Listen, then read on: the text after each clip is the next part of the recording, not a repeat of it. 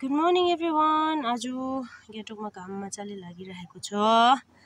अन्त रिलायन्समा हिजो रमभेडा 12 रुपियाँ केजी पाएर चाहिँ मैले 5 केजी जस्तो किनेर लिएर आएँ एक्स्ट्रा। अन्त र चाहिँ के गर्ने भन्दाखेरि चाहिँ यो चाहिँ आज काटेर सुकाएर पाउडर बनाएर हुन्छ कि या त्यसै राखेर भोलिपर्सि टमाटर महँगो हुँदाखेरि त्यति बेला चलाउनु पर्यो भनेर चाहिँ काटेर सुकाइराख्नु पर्यो भनेको। अन्त टमेटो सुपहरू बनाउँदाखेरि पनि युज हुन्छ। अन्त यहाँ आमाले गुन्द्रुक सुकाइरहेछ। यहाँ चामल, यहाँनिर अस्ति कला आन्टीले हामीलाई यो के भन्छ गार्लिक ल्याइदिनु भएको थियो। अन्त यो घरको गार्लिक आमाले यो बास्केटमा उगाउनु भएको चाहिँ यत्रो भएको छ। यो पनि सुकाइरहेको छ। अन्त अब म यो टमाटर मजाले पुछेर काटेर सुकाउँछु।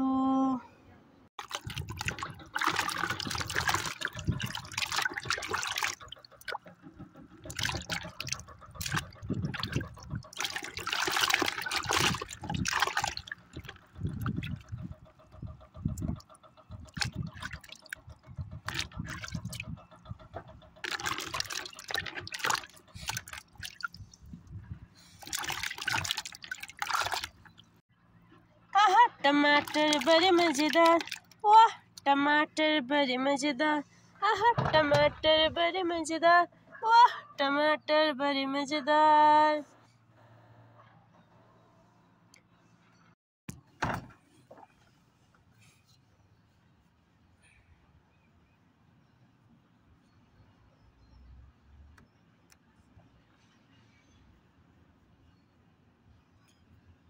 लाल टमाटर बड़े मजेदार, आहा टमाटर बड़े मजेदार। अहिले चाहिँ मेरो सानो छ नानी, त्यही कारणले मेरो नानी सानो हुँदा चाहिँ हाम्रो घरको फेभरेट सङ चाहिँ लाल टमाटर बड़े मजेदार भन्ने भइरहेको छ। आहा टमाटर बड़े मजेदार।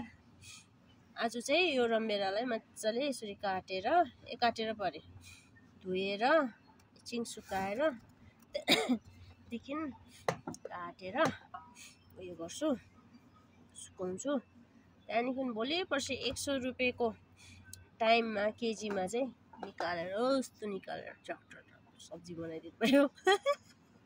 दिवसको पैसा सेभ गरिदिनु पर्यो। त्यति बेला पनि त किन्नै पर्छ।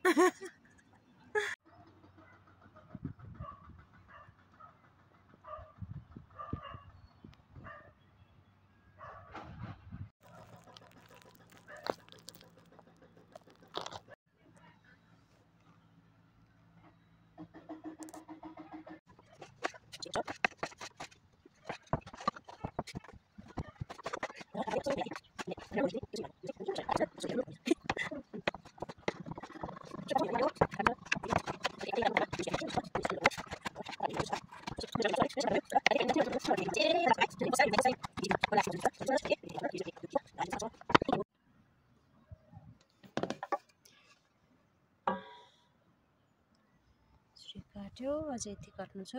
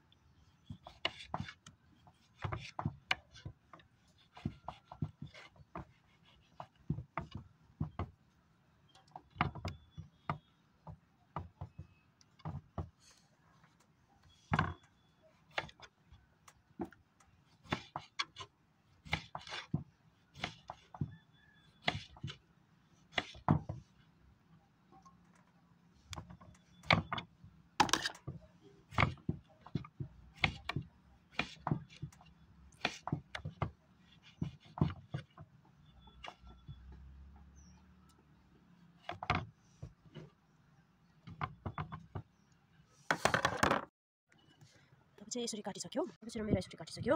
त्यहाँदेखि नाङ्लोमै यसरी लगाएर अब सन ड्राईको लागि लगाउँछु। आज त सुक्दैन होला, इट विल टेक टाइम। अन्त अरू चाहिँ म भिडियो बादमा लगाउँछु।